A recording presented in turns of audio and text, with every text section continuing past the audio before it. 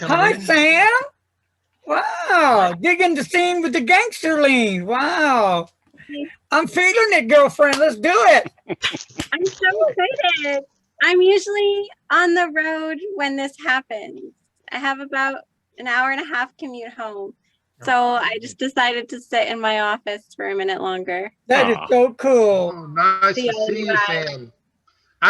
Sam is in Canada, correct, Sam? I am. I'm on Vancouver Island, which is north of Seattle. Samantha is one of my really favorite pen pals. She's a great pen pal, and I appreciate your letters so much. Thank you. I love hearing from you. Yep, it's a lot of fun. And that's kind of how we got this thing. Well, this is not the pen pal hangout, but we can talk about that. We usually have that once a month.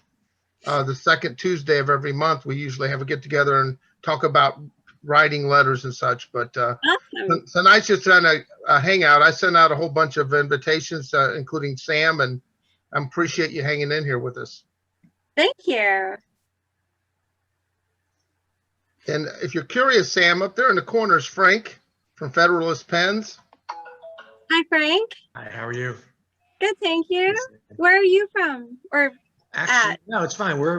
I'm actually right outside of Philly. I'm in New Jersey, South Jersey, USA. Okay, great. I'm a suburb of Philly. I'm an online pen dealer, and I'm actually considered the Philly dealer for a lot of the brands I represent. Okay. So there is no physical store in Philly other than like the pop-ups and physical stuff that I do and events that I do. Right. Other than that, it's an online. Yeah. Hey, Marky. There's my brother. They're like twins. Seriously. Yes, they are. Yes. And poor little Mark, hey, Tony, poor little Mark's always smiling. Always smiling, yeah. Yeah. Well, and only God knows how Frank treats him. Oh. At least we're twins again. For a while there, when I was heavier and I looked older, I guess people thought I was his father. I'm like, oh my God. Do you all favor your dad, by the way? I had him when I was 3. Yeah, so Sam, if you get a chance, they're always running. He's got some great deals on Federalist Pens. Check that out for inks and all kinds of stuff. He's going to show off a new paper tonight. I'm excited to hear about this. And Sam, I apologize for Tony's rudeness, but Frank Overman is the room manager. Oh, I'm sorry, Frank. Yeah, and then down here, down at the bottom, it's Marky Baby Devil Play. That's Frank from Federalist Pens' little bitty brother. Yeah. And then, of course, the one and only, the ultimate, the Royal Majesty Tony. Larry Baronis. Larry Baronis. Don't make me get started. I'll send you a secret message. Yeah, well, Larry is a rock god. He's a musician from way back, and you've ever seen the Muppets? Are you familiar with the Muppets, Sam? I am familiar with the Muppets. Yeah, they have. You remember that drummer animal? Yeah. That's Larry right there. When he's on stage, he's like an animal. He's like all over the place. That's okay, Tony. You'll get yours. You'll get yours, buddy. You'll get yours, my man. Yeah, I got something good for you. No, delicious for you, Tony. Yeah, just for you. Okay. Let me at least clarify that that's a good thing, Larry, because everyone loves animal. Everyone loves there we go. Yeah. Trying to get out. My favorite Muppet too. Okay, yep. Tony, would you like to introduce everybody else? Well, no. Jeff. Thank you for joining us, Jeff Mines from also from isn't that Hazlitt, New Jersey? It sure is. How you doing? Oh, how are you? Doing great. And I got to tell you, I'm really honored.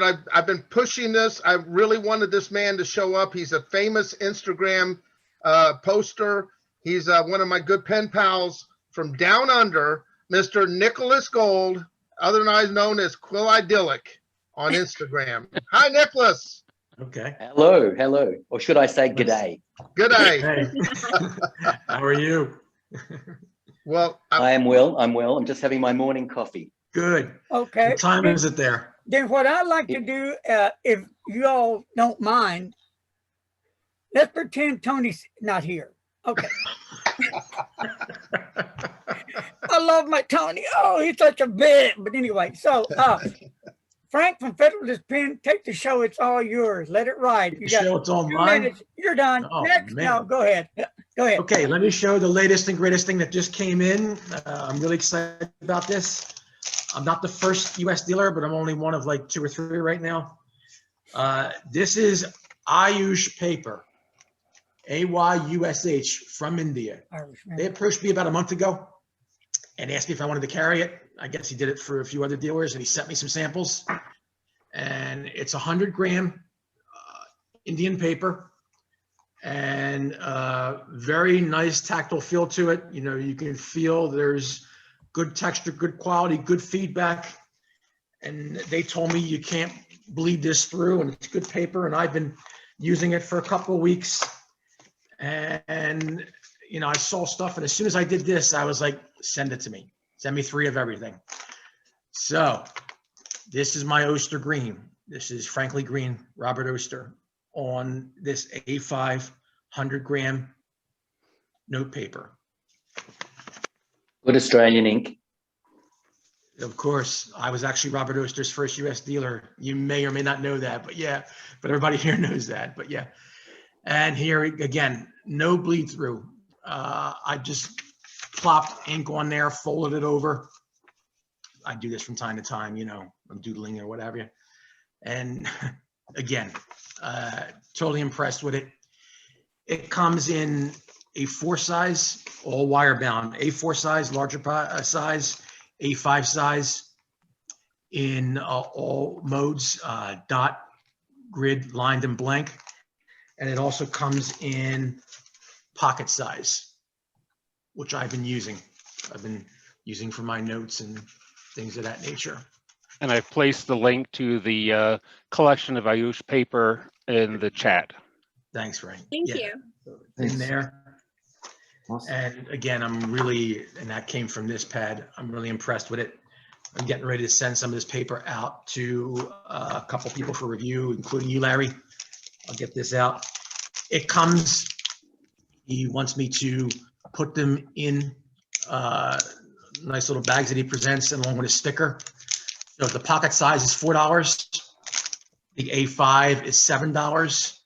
And the A4 size is $10. Basically the same price point as Rhodia paper. And just as good, if not better, to be quite honest with you, at 100 gram. And, you know, that's amazing to be able to glob ink like that onto a sheet and still write on the other side. Real quick, Frank, how many do you have in stock? I've got several. I've got like 3 or 4 of everything. I told him to Okay, send it to because me. yeah, 1 second, because I'm going, when I get that, I'm gonna do a giveaway as well. I'm gonna let you know up front. Okay. All right. All right, go ahead, Tony. See, That'll be fine. Tony, on those pads, are you able to, are they perforated? Yes. Oh, good. So you tear Yes. them out as a sheet. Yeah. I don't know if you got to notice that. Yeah. I got that up top, but it is perforated. Yeah, I didn't.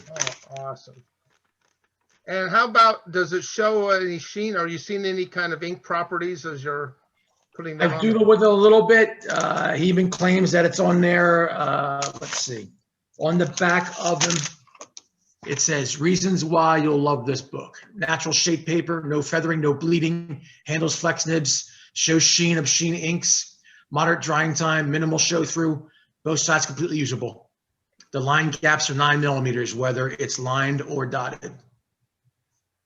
The grids are grids, and of course, they do blank as well. Yeah. So 100 GSM, 50 pages in each pad.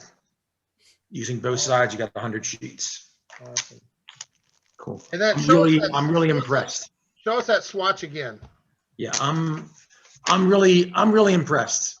It's 2 butterflies meeting in the. Oh, I'm Yeah, sorry. there you go. That's what Nadine is like. It's like you did a Rorschach. I'm like, all I did was glob ink on and fold it over. I know. What is that? Yeah. Jellyfish. It's 2 jellyfish Tell meeting. me what you see here when you look at this. Yeah, 2 jellyfish looking for the peanut butter fish. Anyway, I don't know. I have no idea. That doesn't translate well in Australia because we call that jam. Okay. Oh man. My goodness. So I'm really impressed with that. Just got that in. Is it on your site? Yes. Okay. Yep. In fact, Frank sent the link on our chat to everybody for it because I just posted it. I posted it on social media today, All talked right. about it, updated the site. So yeah, they're ready to ship and send out. Mhm. And I actually wanted to show you guys some of the stuff I got from the Fred Krinke auction because I know I showed it on one chat. I think you were there too, Tony, but I didn't show it to our group here.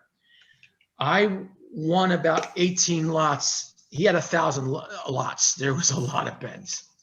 And I managed to win about 18 of them. And there's about a handful of pens that I'm keeping for myself, as well as stuff that I'm putting together, you know, to sell and things like that. I actually don't put a lot of vintage on my site. I don't hardly put any vintage on my site. I actually used to sell a lot of vintage. And then when I became a retailer, I kind of lost sight of that and lost track of being able to do that and just stopped advertising it. You know, people actually forgot that I sold vintage. So a couple things that I'm definitely keeping for myself. I won Fred's snorkel demo. So I was real happy to get that. It's something you just don't see. So I have a snorkel demo. Now it's supposed to have a transparent cap as well, but this came with a black one. So I'm living with the black cap with that because it's, you know, so hard to find these to begin with. That's fine. It's here and there. So I won that. I won a toothbrush, Parker Vac. I actually didn't have a toothbrush. So I won that. I was real happy about that one. Is that a celluloid? Yes. Mm-hmm. So this is the toothbrush. It's actually, even Nadine and I were talking about this, it looks almost like a mascara brush, and it could have very well been, but everybody calls it the toothbrush because that's what it closely resembles. But it could have been an old vintage mascara too because of the size of it. It could have been marketed towards women too. Who really knows, you know? But everybody calls it the toothbrush, and it came green, brown, a couple other colors. So I got a green one. I was real happy about that because I didn't have a toothbrush. So that was my first brush. I'm actually writing with one of my oldest pens. This is a Parker 1934 Vac in green mottled, old vintage lockdown because it's from 1934, all metal. It's filled, so I can't play with that, but you would bring that back and you'd push that in to fill it and then you lock it back down again. So it's a lockdown and it's a stub, which, you know, is rare to begin with old Vacs, and let alone this one is from 1934. This pen is going to be 90 years old in a couple years. Obviously, I've had it restored. I actually don't work on Vacs, either from Parker or Schaefer. I tend to send them out. Usually I'll give them to Ron Zorn, Main Street Pens. I've given work to other people too. It shows from time to time, depending on who's there, but I usually give Ron my vintage work that I don't want to mess with. I'll do snorkels, I'll do TDs, I'll do obviously sack fillers, but Vacs, I really haven't had time to venture or play with, so I will tend to send them out. So that's just for me. That wasn't from the auction. So I like that. I also got a couple other things from the Krinke auction I'm keeping for myself. I like 61s. I like demo pens. I like flighters, and I like Signet pens, gold filled. So I won a 61 flighter set that is fountain pen and mechanical pencil. This beauty is good. It is a capillary filler, the one you put in the bottle backwards because it has a Teflon capillary. And that was the whole idea, that these fill bottle and go in. Again, real nice. Interesting to clean, but very nice pens. Hold a lot of ink. Now, what pens are that? Is that one, That's Frank? the Parker 61. Okay. Circa You late selling 50s, early 60s. And you're selling those? No, Oh, okay. no. Okay. This is my own stuff. The All right. stuff that I won, the lots that I won, I like whenever I bid on things in general, whether it's through auctions, through eBay, whatever, I will buy lots to restore and sell. And I'll tend to at least keep one of something for myself. That's why I mentioned to you guys, I got about 150, 180 pens in my own collection, and like 100 of them are vintage. So I've been doing that all along the past 15 years, you know, keeping something from each lot I've won and selling. I used to sell a lot of vintage before I got into retail. That's basically the success of that led me to take a chance and become a retailer. So this is my Flighter set. Again, they call Flighter stainless steel pens. I also have a gold filled 61, a signet from him, which I am working on. Actually, there's no guts to this right now because I didn't like, the hood was cracked and there's a lot of things going on the inside too. The Teflon was worn off, so I just totally gutted it. I'm actually ordering parts from various sources and putting a 61 signet back together again. The hardest thing is going to be finding the gold 61 hood because most 61 pens, that little Star Trek Parker logo on top that reminds you of that, they're usually chrome because most of them are chrome. This one has to be gold. So I will find it when we get back to shows. By the way, Raleigh, June, 2 months. I'm at my last Pens at the Mall this weekend. I'm setting up tomorrow. I'm there this weekend for April. And June 10th, we're going to be in Raleigh. Middle of July, we're going to be in Miami. And of course, the first weekend, we're going to be in DC. We're back to Penn shows. As I've been telling you guys all year, if you've been following this and watching me, I told you I felt pretty confident about being in DC. And to my surprise, vendors have told me that we're cleared to go to a couple other states too. Terry Mohorter told us that Raleigh was cleared and good to go in June. And Bertram Zinkwell, who hosts Miami. Florida's been in good shape for a while. It's good to go. So we're gonna be making the trips. These are shows I normally go to. What about Dallas? Dallas, as far as I know, is okay. It's going to be in September. My plan is to go to Boston, which I go to, and possibly go to Chicago. I am finally on the short waiting list for Chicago due to the fact that people might be leery to travel and all that, vendors and all.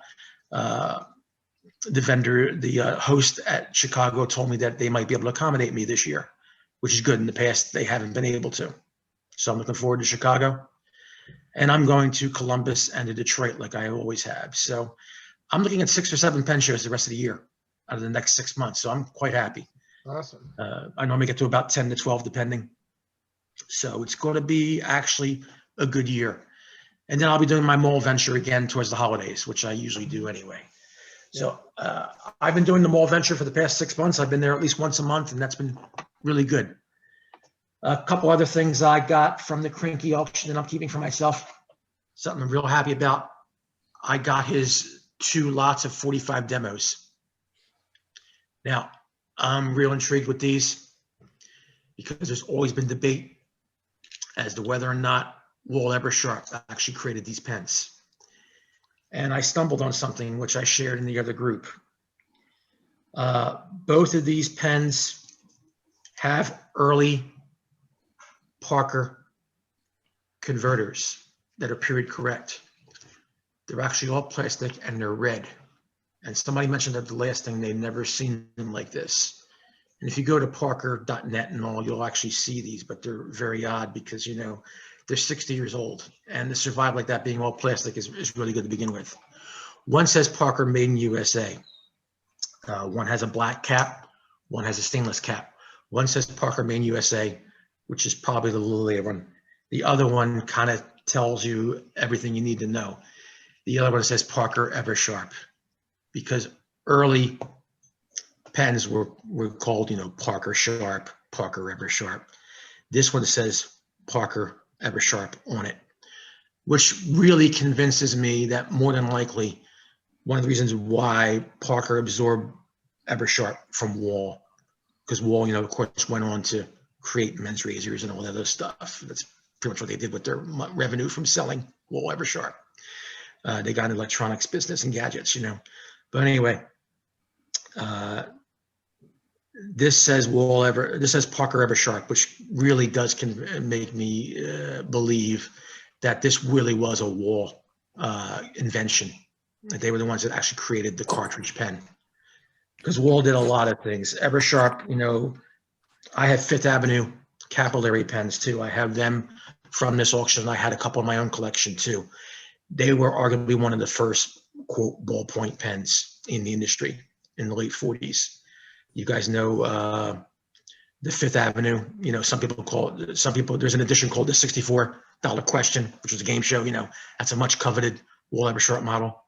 But I have standard Fifth Avenues in Dubonnet red, which is that nice dark burgundy, almost like a brown.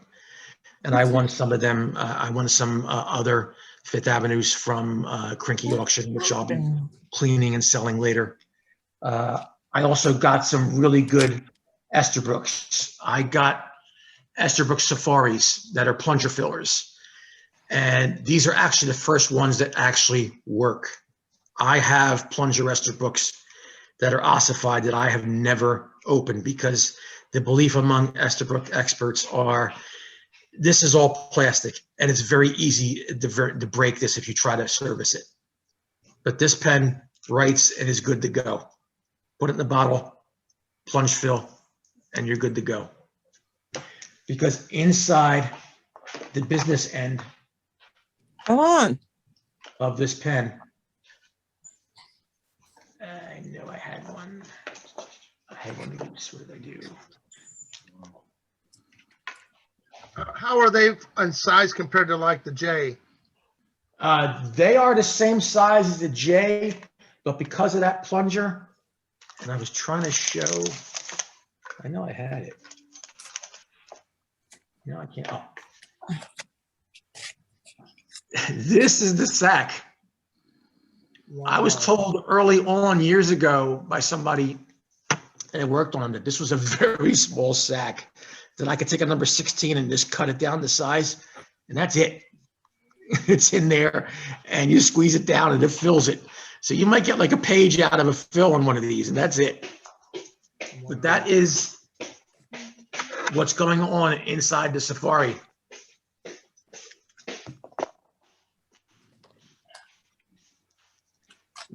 Come on. That's all the room. That big left barrel, for. that's all there is. That's all the bigger the sack is. That's all the big the sack is, because it's being pushed down. Yeah, you know, here is this case I have is kind of like my special J's. So here's a basically a standard J compared to a 60 Safari that would have been made actually in the Cherry Hill factory. These are from like late 50s, early 60s. So by early 60s, Esterbrook had moved out of Camden and moved into Cherry Hill on North Springdale Road, which actually is only a couple miles up from my drop stop where my packages go. You guys know that's where my address is, my business address. I'm home based, but I have a drop stop up there, and that's where I get my things delivered and all. So yeah, real interesting. So those are the items that I won from the Crinky auction that I intend to keep. And like I said, I have about another 40, 50 pens and nibs and parts and all that I won that I'll be cleaning and bringing to these shows and all. Most people, I have a group of people that come to me. Some of them are vendors, some of them are collectors, and they know they can get parts off me. I'm not one of the more known parts people, but I have parts, and I have a certain group that comes to me for parts. So it's always been good, you know. So, Frank, what is the hardest selling pen that you have right now?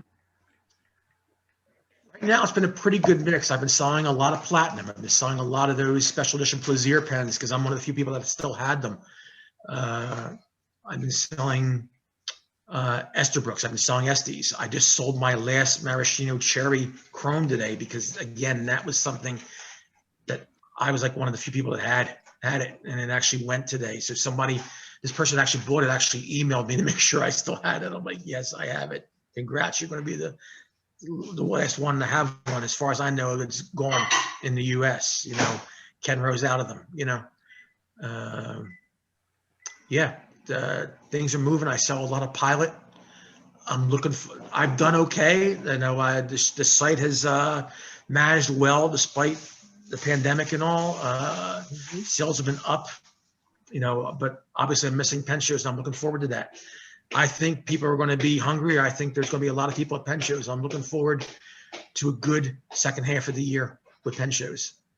So, okay, so this coming weekend, you're going to be at the mall, right? This weekend, I'm going to be back at Morristown Mall. Yep. Then Eastgate when- Center for when my is last. going to be your your first show? Where at? My first Penn show is going to be at the Triangle Penn Show, which is Raleigh in mid-June. Mid-June. Okay. That's the Triangle Raleigh Penn Show. Everybody down there knows that show. It's been run for a good 25 years now. Is that going to be a Friday, Saturday, Sunday run? Yes, or just Saturday? it is. Okay. Yes, Friday, Saturday, Sunday. Yeah, most shows are. Yeah. Then we'll be in Miami in mid-July, which is a nice local show. Tony. No, I was going to say, I was going to ask Nicholas about Penn shows in Australia. I know that we're starting to open up here. I think Melbourne. Don't they have one in Melbourne? Are you on mute?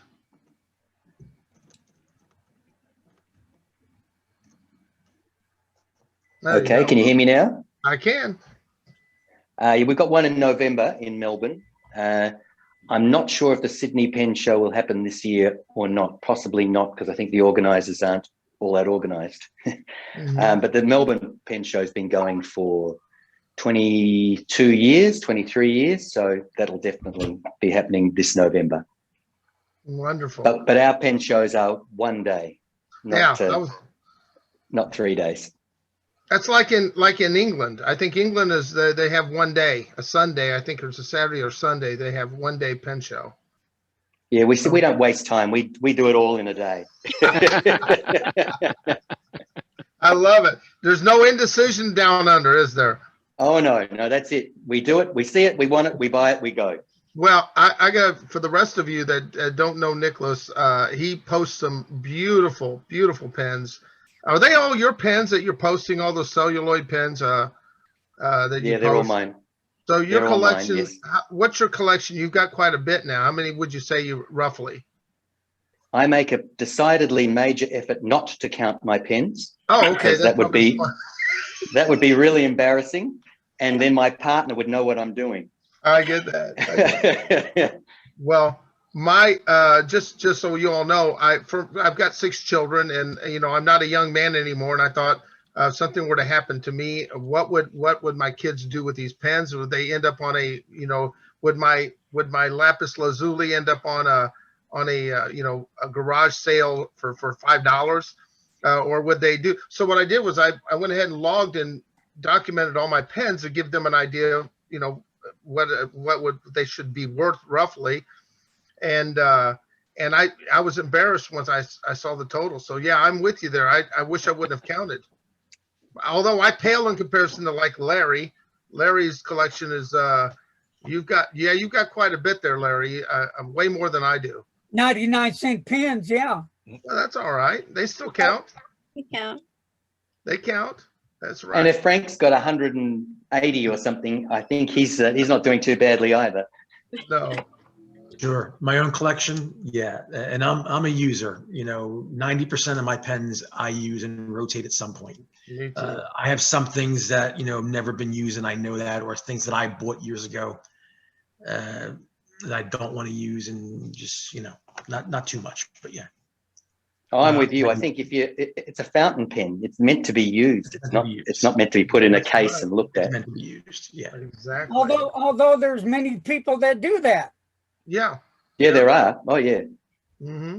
That's like having a classic car that you just leave in the garage. It's a shame that it doesn't get to be driven. That's these collectors that have these. It's just too bad. I've got one of my pen pals asked me to do this. She's normally on here. Her name is Rosemary Weissman. You know Rosemary. She's on our meetups occasionally from down in Florida. And she's got a pen. She said, how can I sell this pen? And I told her I'd at least present it on here. Not Frank. Obviously, you're not interested in it, but it's a stipula. I don't know if you can see this on here. It's a stipula 22. Are you familiar with that pen? It was a Goulet pen. She said she's used it one time. It's a limited edition. And she's selling it for 140. I guess it's a piston filler. So I told her I'd tell everybody about it. And I'll probably put that online for her to try to help her sell it because she doesn't know how to do that. So I'm not a salesman, but I'm not a pen retailer. That's up to Frank. I let Frank do all of that, and Mark, of course. Mark's got to help. But yeah, it's good on those. Frank, do you ever run into those pen PFMs by chance on those vintage sales? Yeah, they're very hard to find. They're much coveted. I'm always looking for one myself, So yeah. Mm-hmm. They're politically incorrect in today's world.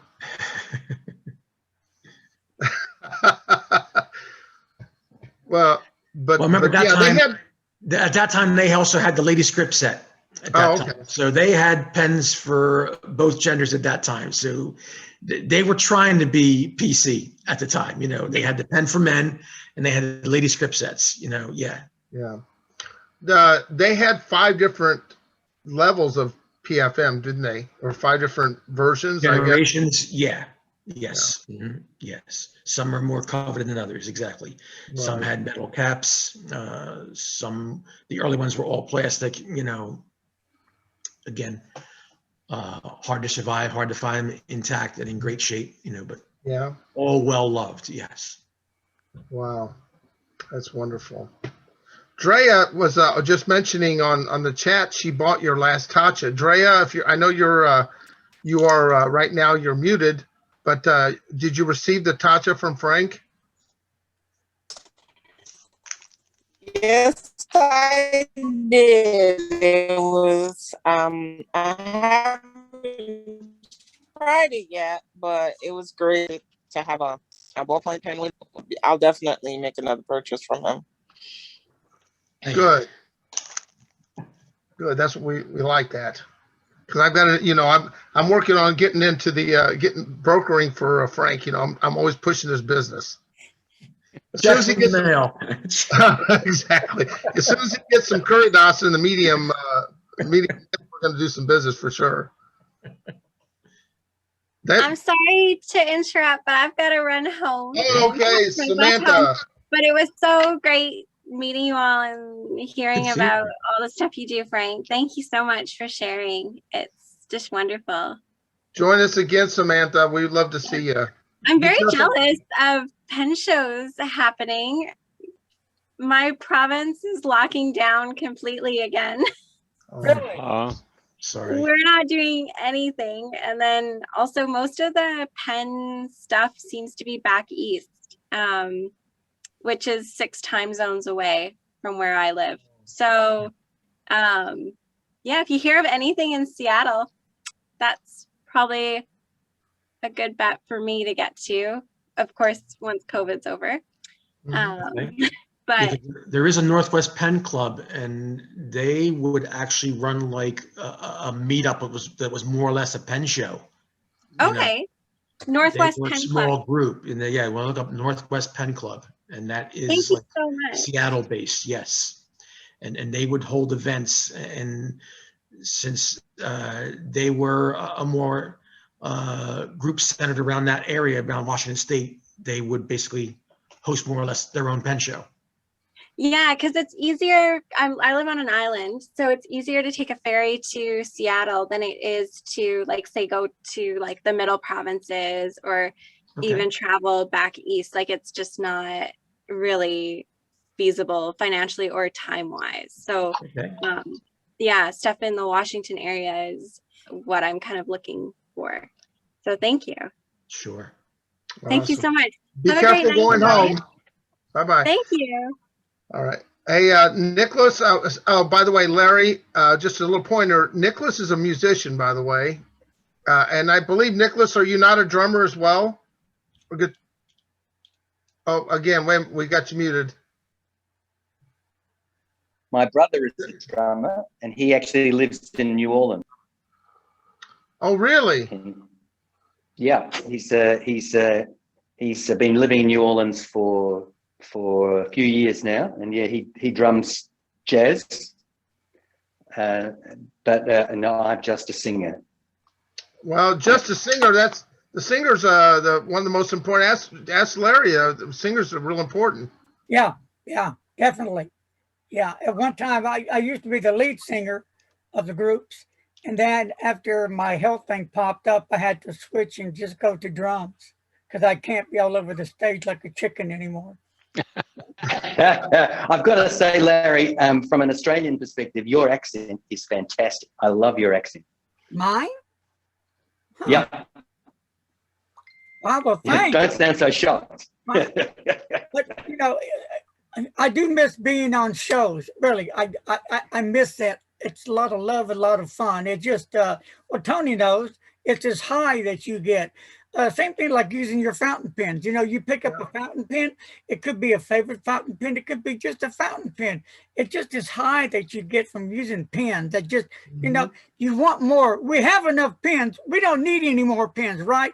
And Tony told me this all the time. I'm not buying no more pens. But if you know Tony like I do, not going to happen, right? He buys them. Tony's broke, but he buys pens. Isn't that right? That's right. And You know, and then Frank over there, he's a vulture waiting. he's not a. Poor little Mark, he's just there. He just. Yes, He's, big brother. Yes, big brother. Yeah. that's the way he's supposed to do it. Hey, speaking of Frank, don't you have those? I've been seeing those pens from Hiram's pen. Oh, hi Janice. Sorry about that. Those pens that are from Hiram. What's his Magna Carta? You got some? Did he ever get those in? Yet? Because I've seen the ones or else it's Hiram putting those online. They're like the gold overlay. What's it called? Oh, better. Like that. I have some of them in stock. Yeah. I'm thinking it was like an overlay, some sort of an overlay pen. It's not an overlay. It's an all metal pen. One is called the Cambridge. One's called the Oxford. Oxford and the Cambridge. One is actually yellow gold, and the other one is rose gold. I actually have Cambridge. I have the rose gold metal pens, rose gold plated. And how are they as for size? As far as size, they're hefty pens. You know, if you like an all metal pen, it's a good pen. Rock nibs. Of course, now they have ebonite feeds, which I know. Oh, Larry, ebonite feeds. Larry. Here we go. Yeah. In fact, for real, one can say what they want, but you know, Magna Carta fountain pens are one of my favorite all pens. They deliver. You know, they have some that have the weight to it. They have some that don't have much weight to it, but that ebonite feed is a killer. They have piston fillers. They have cartridge converters on it. I mean, and they're affordable. You know, I don't know what people are waiting for. These pens are utterly fantastic. And I'll be showing some more pens coming up later. It's already arranged. Nicholas, Magna Carta, Frank is one of the distributors here in the U.S. In fact, he's the first one to carry them. Yeah, right, the first one to carry them. And I was impressed. We did a meetup with the people that own and build those pens over in India. They're in India, correct? Right. Yeah. Right. Mumbai. Right. Okay. So they were just. I was really impressed. It's a family-run business, and they do a lot of detail on their pens as far as hand turning them, and I was impressed with the company, and the pricing is incredibly good for what you get. Nicholas, I don't know if you know or anybody else knows. They have two places: the factory that does the pens, and then they have where Heron is. They have a smaller place that does just nibs. And he'll do anywhere from 2,000 to 5,000 nibs a day. Wow. 5 people, I believe, in there. And they're doing all ebonite feeds now. Yeah, all the pens now will have ebonite feed. It's a family business. If you go to his website, I already talked to her. I talk to him about it every day.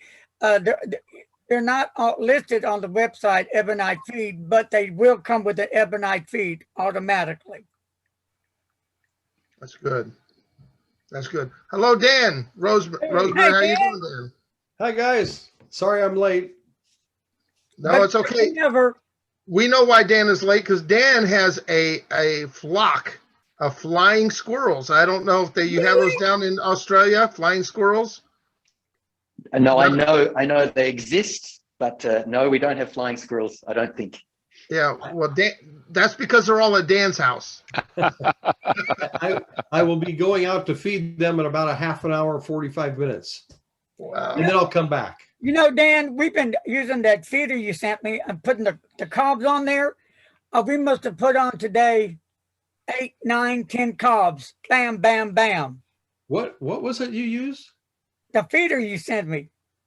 The squirrel feeder. Oh, really? They like it? Love it. Oh, great. Corn cobs Great. don't last long. Yeah. Well, Dan, why are I've you got about 50 surprised that are if you visiting me sent now. it to him? What's that, Nicholas? I was just asking why Dan was surprised if he sent him the feeder that people were actually feeding. But yeah, Dan has the flying squirrels. I just have the regular squirrels. And then Tony doesn't have any squirrels. I am the squirrel. Yeah, he's too ornery.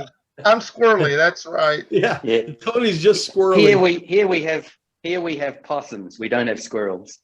Well, I mean, obviously everyone thinks that all you guys have is roos down there, kangaroos.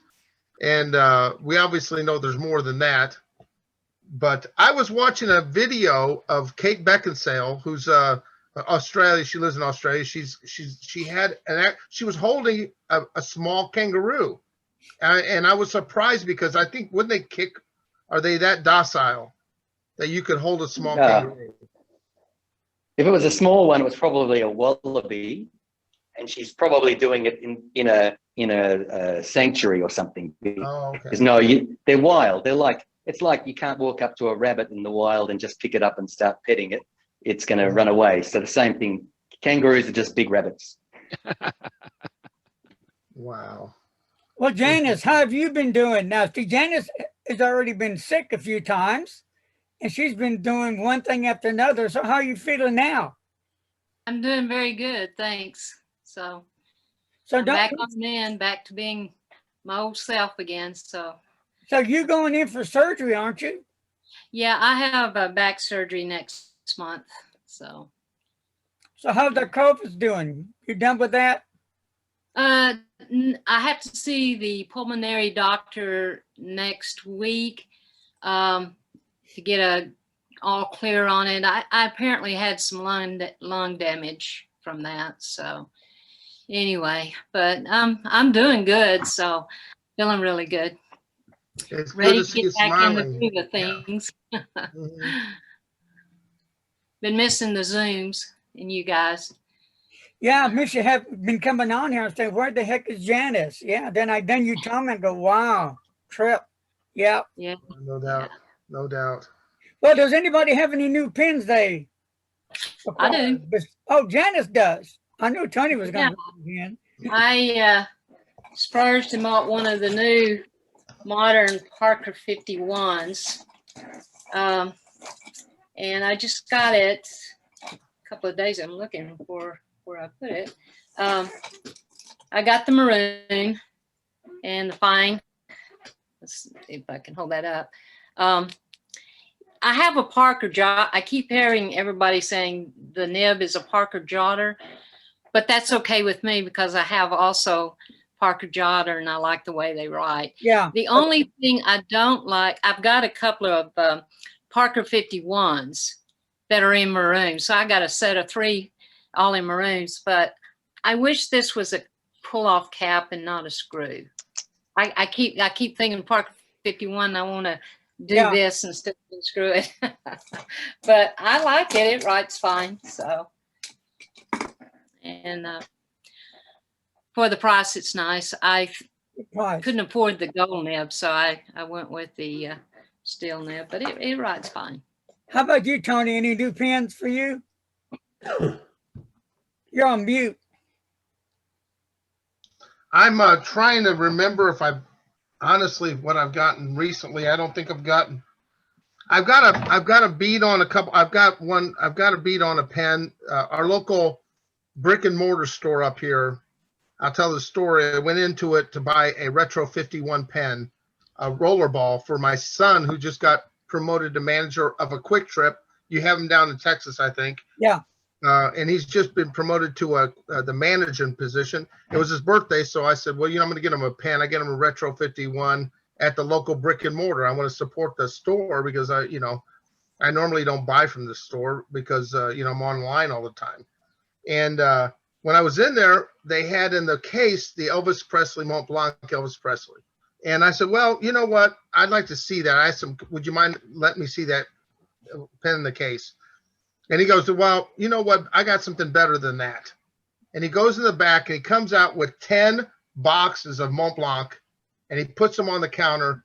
They're all writer's editions, which I'm a sucker for the writer's editions. Look, I got the George Bernard Shaw. And so they're all writer's editions. And there were a few of those that I've been buying these without you trying them. I've been buying up pens, the Mont Blanc pens left and right, like this Mark Twain writer's beautiful pen. I love it. So I wasn't sure whether I like them or not. I've got one that I bought was a John F. Kennedy, and I sold it immediately. Not because it was a bad pen. It's just very uncomfortable because it was short. I could not post it, and it was uncomfortable in my hand. And I hated to sell it. I hated to, but I sold it immediately. Yeah, I got mine. Yeah, I still have mine. I love mine. Yeah. Oh yeah, it's a beautiful pen. But I've been leery about buying a pen new. Like these are not cheap pens, obviously. Right. So I'm in there, and he pulls those out, and I'm finally getting to see these pens that I've been wanting to buy. These writers editions, And all of a sudden, I see one that everyone covets. It's the Hemingway. Nicholas says he's got one, I believe. The Hemingway fountain pen, which has always been way out of my budget because every time I see them listed, they're just way too much it's more than I can afford. And I tell the guy, I said, well, what's the prices on these? He said, well, this is a consignment from a guy whose collection, we're consigning it. I don't even have prices yet. So I looked at the pens. There was a Dumas is one I really wanted. I said, well, give me a price on the Dumas and the Hemingway. And he calls me yesterday and he says, you know what? I've got prices finally. I can do $1,500 on the Hemingway. And I thought, I've never seen them less than 3,000 or, they're stupid high. So I'm not doing this for an investment, but I'm thinking I can't get hurt with that pen if I even sell it at some point. I could easily make a little money if I were to sell it for $1,800 or $1,900. But there were some beautiful pens. They had an Agatha Christie, I think, is going to be it's got that snake's head on it. It's got the two. Of course, you can get those from what is it? The company that makes the knockoffs, and is it? Moon Man, I think. Moon Man, thank you. It's the Moon Man. They make copies of all those Mont Blanc pens, but that's really the only thing I've been doing. And then of course there's the black the black Magnifico. If you've seen that pen, that's a beautiful pen. And I've looked at that one, but these are all expensive pens. Come on, I enjoy my pens. My Platinum 3776 are some of my favorite pens because I like that stiff nib. They really are not flexy. And I know people love flex. I'm not a flex writer, even though Nicholas will tell you I do write with my dip pen. I do write with the dip pen, which flexes, but with my fountain pens, I never flex them. So I'm always using a monoline. Frank, I can't afford Mont Blancs. I do have a 146 I bought used, but I bought this one. It's from the 70s. It's called a 225. It's a little cartridge converter. This thing, I love it. It's got a 14K medium. And this one I use all the time because I keep thinking I'm going to clean it and take it out of rotation. And I'll think, no, I'll go ahead and ink it up one more time. But it's from the 70s and it wasn't expensive. I bought it from off a person I know.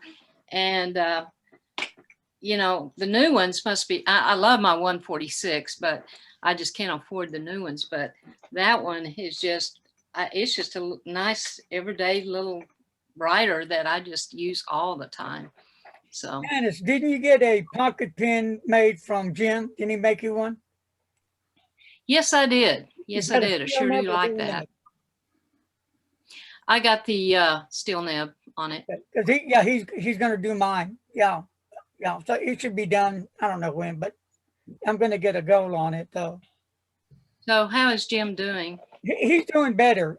He's still progressing, but he's still got a lot to handle still. His plate's full. And for the rest of you, he's doing about an hour a day in the shop. for the rest of you that might not know, it's Jim Hines they're talking about, who makes pens. It's a pen maker in Fort Worth. Is that right? Is he in Fort Worth? No, Dallas. Dallas. Okay, then Dallas. Yeah. Yeah, we all wish him well. Nicholas, I saw you were flashing something. Were you got something to show us there? No, I don't think I've got much because I didn't even know I was going to be on here, so I've just got what I brought to work. I get that's a Nikaya. Nice. It was a special one that was done for classic pens. It's a Nikaya Naka Eye. Wow. It's in a green. I think it's called. I think the translation is spring onion. But it's a very nice writer, and the green. I really like the green. I'm not a big Nikaya or platinum fan for the nibs because I actually like my nibs to have a little bit more bounce. Not flex necessarily, but a little bit of bounce. Oh yeah. And the platinums for me are a little. They're too stiff. And then I like, with pilots, I like their nibs, but I don't like their bodies. But otherwise, I do have a sailor there with this is just a but this has got a Naginata Togi nib, which has got the lovely variation depending on how you write. But I write weird. You will probably write down here. I hold my pens up here. So that's that's not an Australian weirdness. That's just a me weirdness. I do have one platinum with. I've got the Curidas sitting here. There you go. What nib is on that?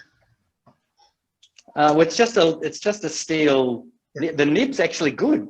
I know the Curidas has got a bit of flack on different things, but the nib is really good. It writes really, really well. It's just a bit clunky. It's just a bit bigger than it needs to be. And when you see how big that knock is, it's just massive. So it's not as easy as a vanishing point. But it's it's a good pen and it's great for writing notes. Now, Nick, given the way you hold pens, I'm sorry, given the way you hold pens, do you find that awkward with the clip and all, or do you compensate, or? No, it's fine for me because I hold my pens so far back. Right. That it's the clip is irrelevant. Same with I have a few vanishing points. I really like vanishing points. Okay, good. And I have never had an issue with the clip. And you got that little thingamajig in the Curidas box too, where you can actually remove the clip. Yeah, you can. I'm a major clip man. So like when people get pens without clips, for me, I don't know what to do with them. I have jackets, I have pockets, I need clips. Yeah. But that's about all I've got. This is an Omas Bologna. It's got a nice acrylic sort of pattern, and that's the nibs on the Omas. The nibs on the Omas are great. Beautiful. The pen I would my Grail pen still would be that Omas Burkina, that celluloid, that yellow and kind of I know you have one, I believe, don't you? Yeah, of course. I'm sorry, I've got a couple.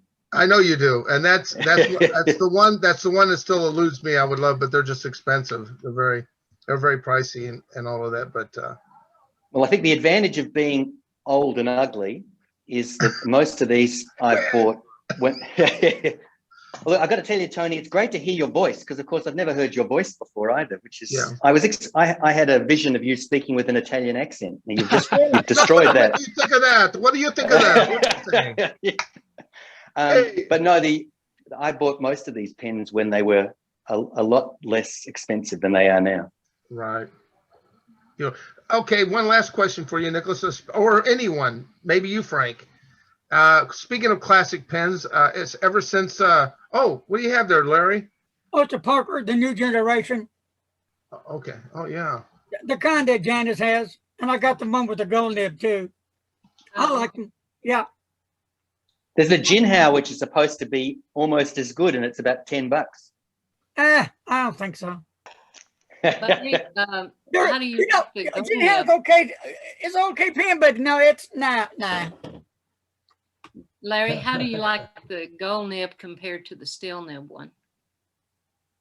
You know, I think they're both just about the same, really. The gold may have just a little bit more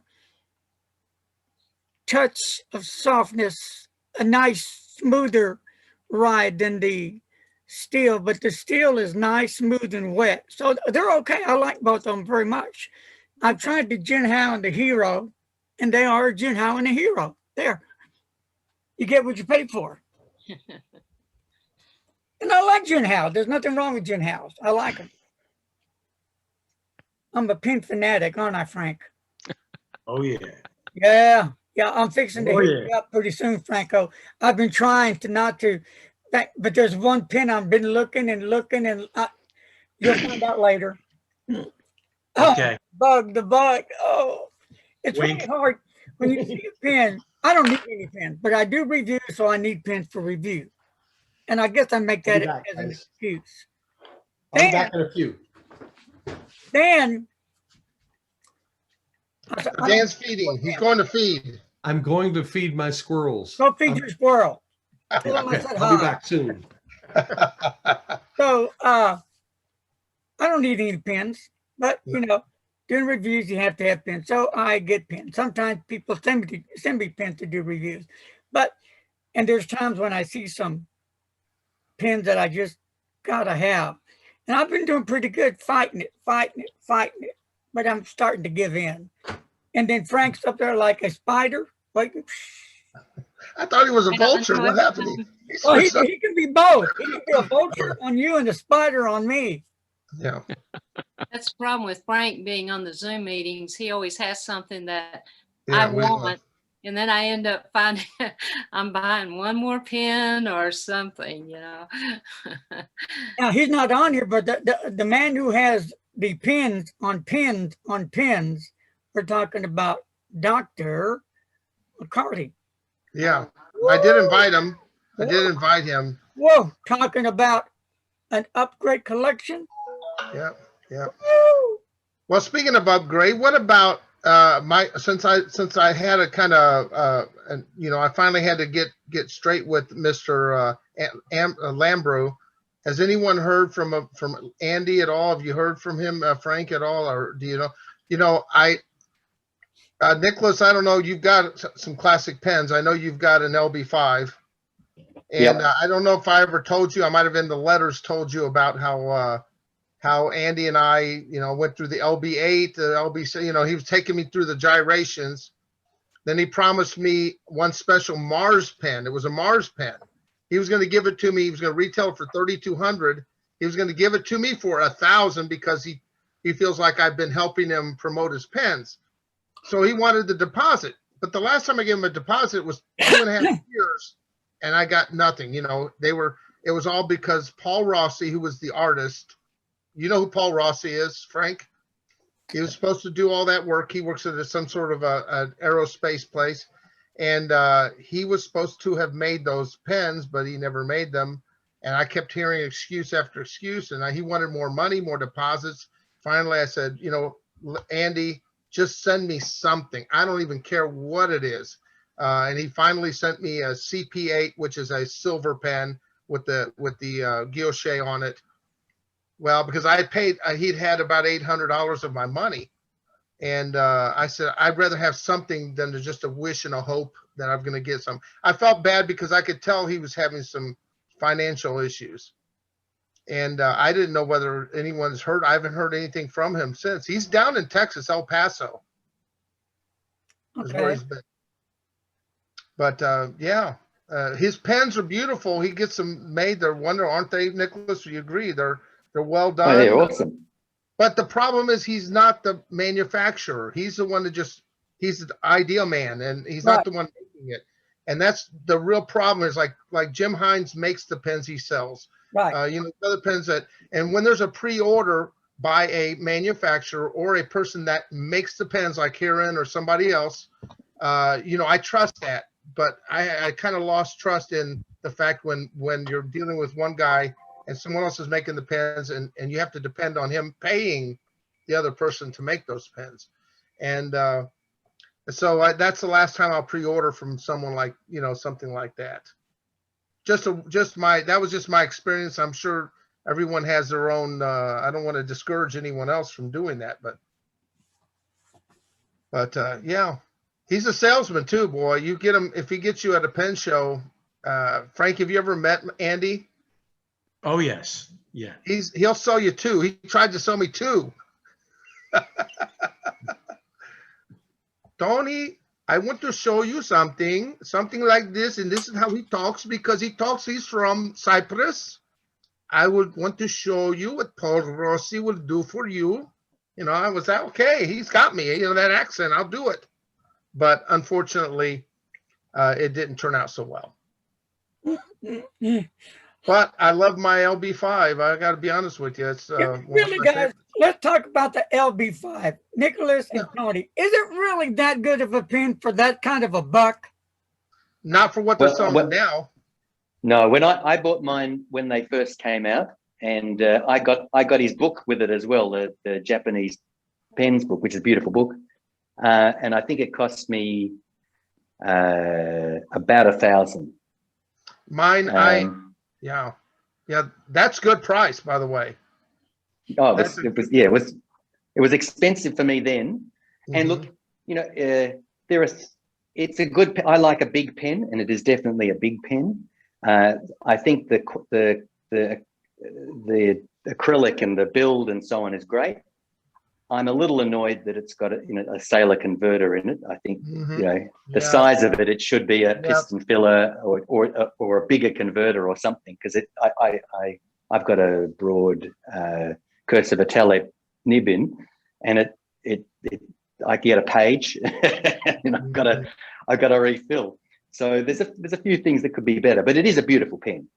There's no question. It's a king of pen, Larry. That's all it is. I would say not all it is, but it's basically a king of pen. A little bit longer, just a little bit longer. But it's the acrylic is what's the selling point on that. Is it a bonded acrylic, as it's called, or stacked? That's right. Yeah, bonded acrylic, and it is beautiful. And if you're like me, you're like a bowerbird, you just get attracted to pretty things. Yeah. It's a very pretty thing. Yeah. But for what they're selling now, Larry, no, they're not. And even when I talked to Larry, when I talked to Andy about that, and I said, well, you know, this Italian, what's it called? I think it's called Italian Pens, or one of these companies that sells pens. Airline pen on eBay, they're selling them for $5,500. I mean, stupid price. I don't know who would ever pay that. And even Andy Lambro said they're not worth it. Don't pay that money. And I wouldn't, but. So, but it's partly also scarcity, because there was only 50 made of each color, wasn't there? So you're paying for a combination of its uniqueness as well as scarcity. Its, feel. And I got an artist proof, so I got a 0 out of 50, like a prototype. So, and I don't think prototypes are as valuable as the numbered. I don't believe. Frank, do you know anything about that when you deal with numbered pens or limited editions? Usually people covet lower numbers, you know. So I have never seen a 0 out of something on a pen. Usually it's 1 is the first one that's usually given out, you know, possibly, like you said, the company would keep maybe a prototype or something like that, you know. But they call them an artist proof. Whatever someone is willing to pay for it, you know, the old saying. Oh, that's true. That's very true. Very true. Just like the I'll tell you about some of this stuff. Some of these things went for big money. I was bidding on like 100 lots. I won like 18. I was happy to win that many.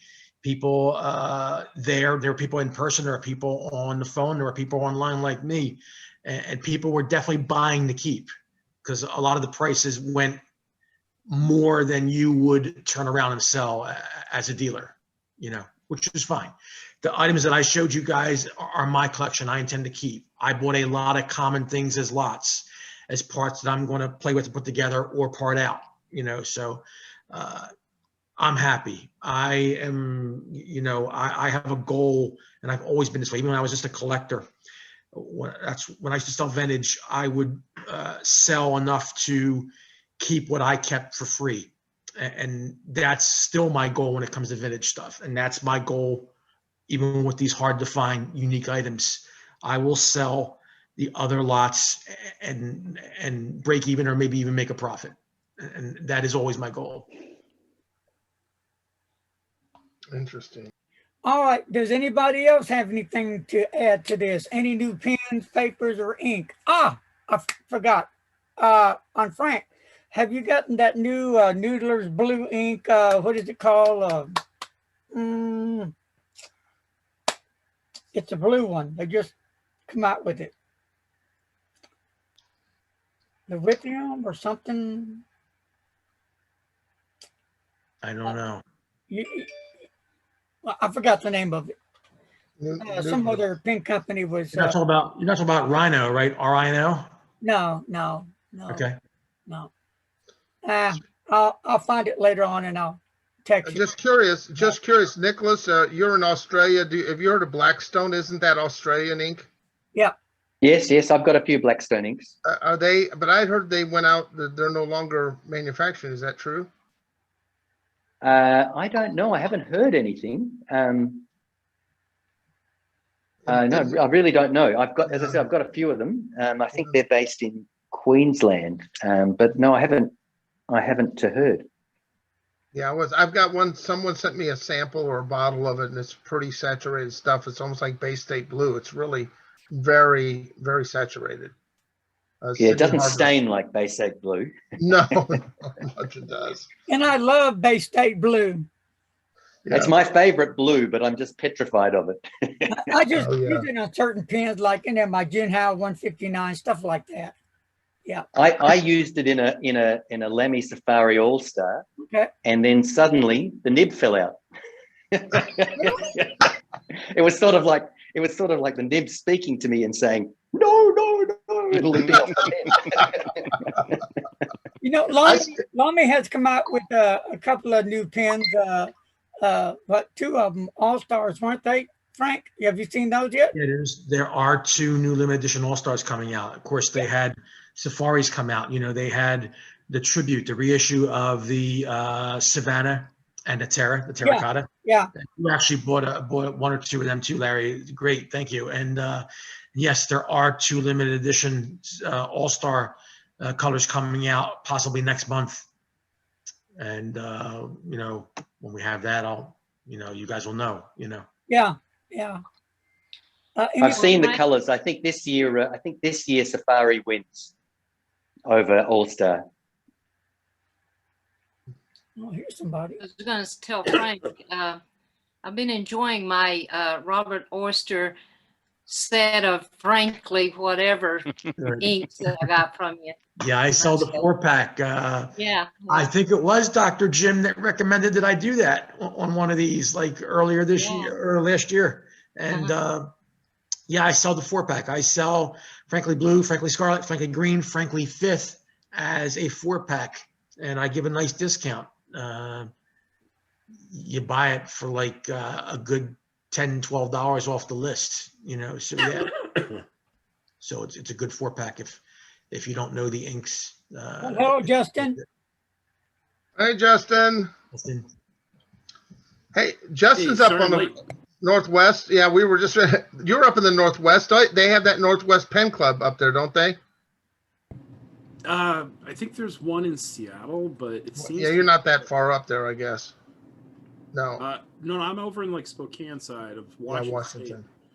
But they have one in Seattle, but it's been kind of thin lately. Even the online meetup has been kind of slow. So. I'm afraid, guys, I have to go. I've got to actually do some actual real work. Thank you for joining us, Nicholas. Thank you so much. Thanks for the invitation. I'll resend Bye-bye. your letter. I'll resend your letter to you. Oh, thanks very much. Take care. Bye, guys. Bye-bye. Yeah, today I got, I don't know what it is, but every once in a while I'll get back. I don't know if it happens to you, Larry, but it's every once in a while I'll get back a letter that I've sent is returned back to me. And you know me about that. I write that fancy stuff. I almost said the other word on the envelopes. I'm always doing that on envelopes. And I always wonder, well, is that the reason why it's not going through? I don't know. Maybe if they say it's unreadable or what, but I got Nicholas's back. And if you've never seen Nicholas's writing, have any of you ever had a letter from Nicholas or seen his writing? I remember when I first got a letter from Nicholas has like a looping style. His letters all are really looping. It looks like a bunch of loops. And at first it took me a while to get through it, but now when I read his letters, I read them without a problem whatsoever. Some people. Is it copper plate that he's using? No. When he's looping them, it's just it looks like a bunch of loops. His letters. I mean, I read them now perfectly. I can understand them perfectly, but it's really unique. And I guess that's what I love about handwriting is everybody's handwriting is unique. It's their own style. Binary or? No, I'd have to show you a picture of. I'd have to pull up an image of it, but you can find it. Sounds kind of like copper plate. No, his copper plate's more like lettering. It's actually lettering done with a fountain pen with a dip pen. But here is his uncial, that sort of hobbit looking round.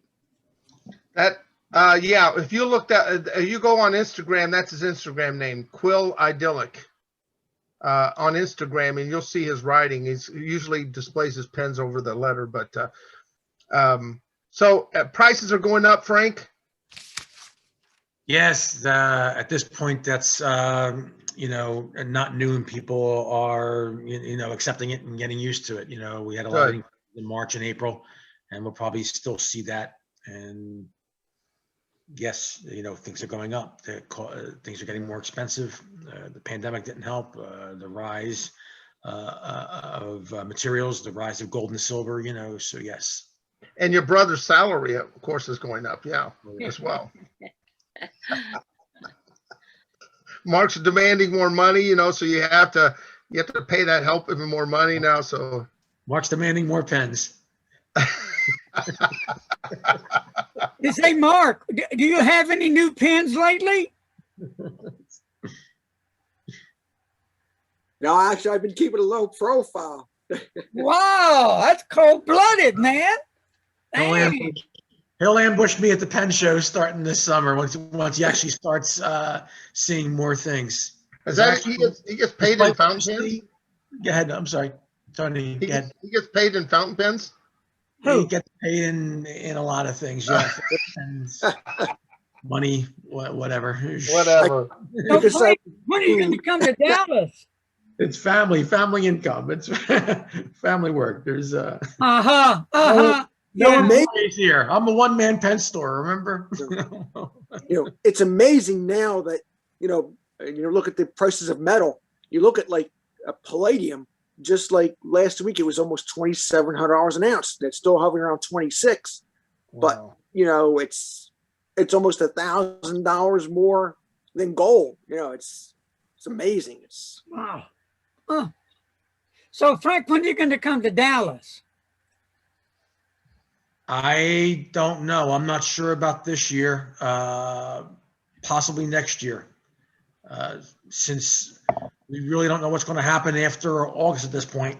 Hopefully there'll be shows. I'm sure the Dallas show will run. Oh yeah, it's going to run. It's on. Yeah. Since I am looking at Boston, possibly Chicago, and I'm usually the Philly hub master for Pelican. I was just talking with people that run that, and they've told me nothing's definite yet because I'm not sure of the situation in Germany yet. And obviously, if nothing's going to run in the European Union, if nothing's going to run in the EU, if nothing's going to run in Germany, they're not going to encourage us to actually have the hubs, unfortunately. So it really depends on what happens with Germany and the EU and all this summer. Although it's getting kind of late, usually by June, July, you hear something because the hubs are always in September, you know. So at that point, I would have 3 things going on in September already. So I would hate to venture out for a 4th weekend at this point, but I could possibly do Dallas next year. I know it's disappointing. I know you and I really have never met face to face yet, but we will get there. Don't worry. We will. What about next year? Larry comes up to St. Louis, and this way you guys come to, and I'll be down in St. Louis. Wait. Okay, cool. All right, Tony, I'll be more than glad to. I'll be there with pin socks on, as long as you pay my way there and back in my really nice hotel. I will, baby. I don't want no cheap stuff. I will buy if Mr. Announcer pays. Well, you see, Go big or that's go the home, thing. Larry. If he did come up there, I would have to go with him and be with him the whole time as his caregiver. So I don't know if that's going to happen. Doesn't that sound old? Caregiver? God, me? Oh, God. He's going to pick you up in his old Buick and give you a very comfortable ride all the way up. That's right. That's right. Hey, I want to know, Larry, I want to know if Mr. Announcer had to screw that squirrel feeder to the tree for you. Actually, no, we got a handyman friend to do it. Oh, okay. But I bet you feed him. Oh, yes. Yeah, and then we have to feed Mr. and Mrs. Duck. They come over too. Oh, yeah. Everybody eats. Yeah. Yeah. Well, folks, let me tell you before I leave what's happening now.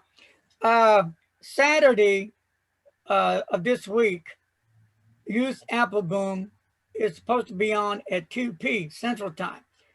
We just talked today. We're still on right now, unless his wife has their 2nd child. She's fixing to have the baby anytime. So that's the only thing that may stop it. And then don't forget, on the 13th, we have Mr. Italiano there. Tony. No, it's the 20th. Oh, no, 20th, right? Yeah. Right. Yeah, that's why I have a caregiver here, because I'm definitely not to get it. And then, Larry, I will get with you this week on secret talks. Yes. So, Mark, you let me know if your brother's not treating you right. Well, actually, Mark, Larry just wants to get in the family. That's what it is. He wants to be adopted. Don't stop, stop, dude. Yeah. Wow. Okay. It's great perks. You work for Pens, you know. Hey, he don't even get any pens, though. He works for Penn. He don't get nothing. That poor Mark is like, poor Mark. And then Frank looks at him. What do you want? God, it's cold, brother. Dang. You guys. Frank. Rough crew. Frank, how do you sleep at night? Treat your little bro that way. On my side. Okay, I'm going to get out of here because you know what? I got to go take some would stay because I'm a senior citizen. So that's my excuse, right? So there you go. Don't forget, we'll be seeing you hopefully Saturday this week and Saturday. And dig in the scene with the Gangster Lean, and we still need to jam sometime, Tony. Yeah, I'm ready to do that. That way you can make fun of me. Actually, this Saturday, I haven't played a gig in a long time, and I got a phone call, and someone asked me to fill in for Saturday night, and it'll be an adventure because I've never played with a couple of these guys for 4 hours. We're going to throw stuff together. Do we know that many material? When you're old like me, we've played these songs for years, and it'll come together before the crowd. Nice. Well, congrats. It's been a nice one. Y'all take care. Be safe. See y'all. Bye. Bye.